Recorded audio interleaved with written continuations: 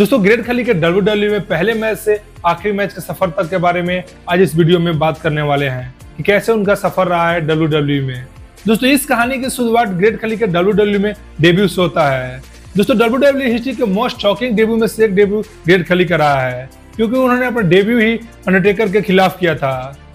दोस्तों जब mark Henry और अंडरटेकर के बीच मैच हो रहा होता है, उसी मैच के दौरान ग्रेट खली ने अपना WWE में डेब्यू किया था और रिंग में आते ही अंडरटेकर से वो भिड़ जाते हैं और अंडरटेकर को काफी बुरा पिटते हैं। दोस्तों अंडरटेकर के WWE करियर में ऐसा कभी भी नहीं देखा गया है कि कोई नए रेसलर उनको इतना डोमिनेट करे, और यही चीज ऑडियंस को भी नहीं भा रही थी। अंडरटेकर को ही डेब्यू में पिटने की वजह से वो काफी ज्यादा फेमस भी हो चुके थे, इसीलिए ग्रेट खली के डेब्यू के कुछ दिनों बाद उनको पहला मैच लड़ने का मौका मिला। 14 अप्रैल 2006 के स्मैकडाउन के एपिसोड में उन्होंने पहला मैच रेसल किया, जो कि फुनाकी नामक रेसलर के खिलाफ उन्होंने अपना पहला मैच लड़ा था।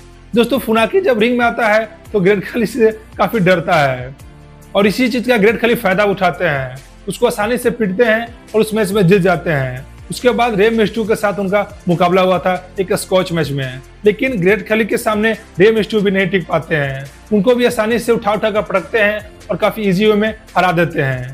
इसके बाद हमें फाइनली ग्रेट खली और अंडरटेकर के बीच 1-1 मैच देखने को मिला जजमेंट डे 2006 में। दोस्तों जब मैच का स्टार्ट होता है तो ग्रेट खली स्टार्टिंग से ही अंडरटेकर को पीटना चालू करते हैं और पूरे मैच के दौरान ग्रेट खली अंडरटेकर को डोमिनेट करते हैं और एक पैर से मैच को जीत जाते हैं। अंडरटेकर अपने हार की वजह से काफी बौखलाए हुए थे। दूसरी तरफ ग्रेट खली अपना अनडिफिटेड स्ट्रीक जारी रख रहे थे, एक एक करके सारे रेसलर को हराते जा रहे थे। फिर एक बार और ग्रेट खली अंडरटेकर के साथ लास्ट मैन स्टैंडिंग मैच में भिड़ते हैं। दोस्तों वो मैच काफी ब्रूटली था। उस मैच में भी अंडरटेकर ग्रेट खली से पिटते हुए दिखाई दे रहे थे, लेकिन लास्ट में ग्रेट खली हार जाते हैं और उनके डेब्यू के बाद ये पहला हार था जो कि अंडरटेकर के हाथों मिला था। इसके बाद वो CW में शिफ्ट हो जाते हैं। CW में जाने के बाद भी ग्रेट खली का अनडिफिटेड स्ट्रीक जारी रहता है, लेकिन जनवरी 2007 में ग्रेट खली वापस से रॉ में आ जाते हैं। वो आने के बाद उनका पहला फ्यूड शुरू होता है केन के साथ और यही फ्यूड रेसलमेनिया तक लीड करती है। रेसलमेनिया 23 के अंदर केन और ग्रेट खली के बीच सिंगल मैच हुआ था। उस मैच में भी केन को काफी ब्रूटली से ग्रेट खली पीटते हैं और पीटने के बाद उस मैच में जीत जाते हैं। ग्रेट खली के करियर के लिए पहली रेसलमेनिया विन थी। रेसलमेनिया में ग्रेट खली के जीतने के बाद उनका करियर नेक्स्ट लेवल पर चला जाता है। उसके बाद शॉन माइकल, रैंडी ऑर्टन और ट्रिपल एच जैसे बड़े बड़े रेसलर को हरा चुके थे। उसके बाद वो जॉन सीना से भिड़ते हैं। इसी वजह से जॉन सीना के साथ जजमेंट डे 2007 में फाइट करते हैं। दोस्तों उस मैच में भी बाकी सारे रेसलरों की तरह जॉन सीना के भी काफी हालत खराब था, लेकिन उस मैच में काफी कंट्रोवर्शियल वे से ग्रेट खली हार जाते हैं, क्योंकि उनका पैर रिंग के रस्सियों पर था। उसके बावजूद भी रेफरी नहीं देखता है और इसकी वजह से उनको टेप आउट करना पड़ता है। और यही वजह था कि ग्रेट खली वापस से जॉन सीना के साथ मैच लड़ना चाहते थे और उनका मौका मिलता भी है फॉल्स काउंट एनीवेयर मैच में।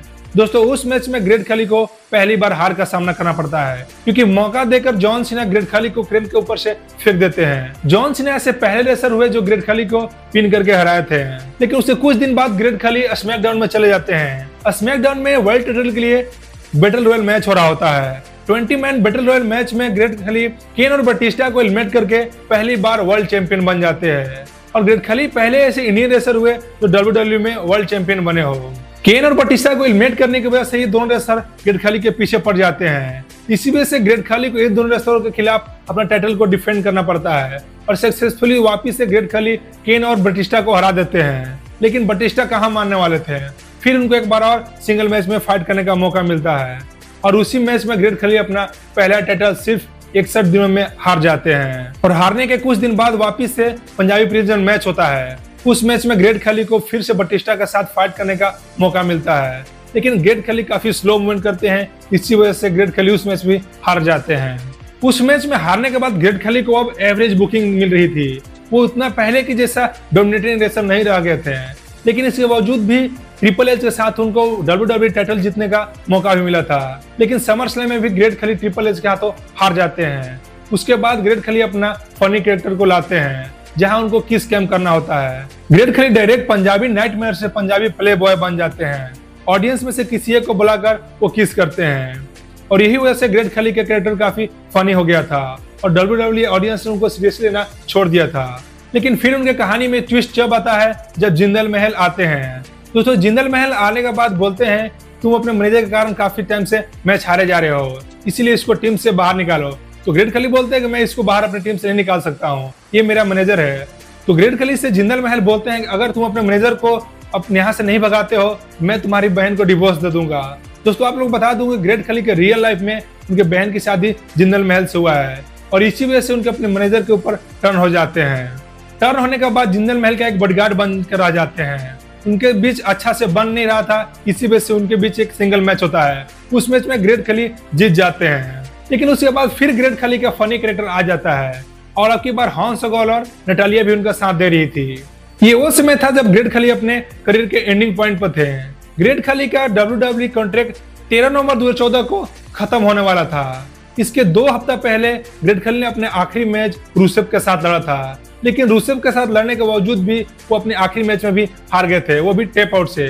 उसके बाद ग्रेट खली ने WWE में कभी भी फाइट नहीं किया। लेकिन 2017 के बैटल ग्राउंड में पंजाबी प्रिजन मैच हो रहा था।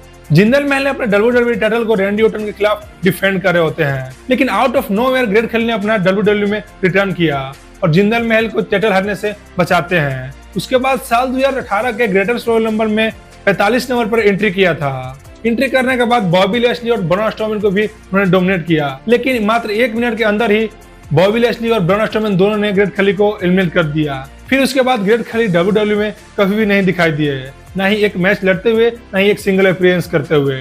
दोस्तों ग्रेट खली के WWE स्टार्टिंग करियर तो काफी शानदार था, उनको काफी अच्छा बुकिंग मिला था, उनको अच्छा खासा पुश भी मिला था, लेकिन एंडिंग पॉइंट पर आते आते करियर के डाउनफॉल पर ही थे और ऐसे ही ग्रेट खली का WWE करियर समाप्त होता है और इसी वजह से साल 2021 में उनको हॉल ऑफ फेम से नवाजा भी गया था। दोस्तों ग्रेट खली के करियर के बारे में आपकी क्या राय है, आप लोग कमेंट में बता सकते हो। तो दोस्तों ऐसे इंटरेस्टिंग वीडियो के लाइक सब्सक्राइब कीजिए हमारे चैनल को। मिलते हैं अगली वीडियो में।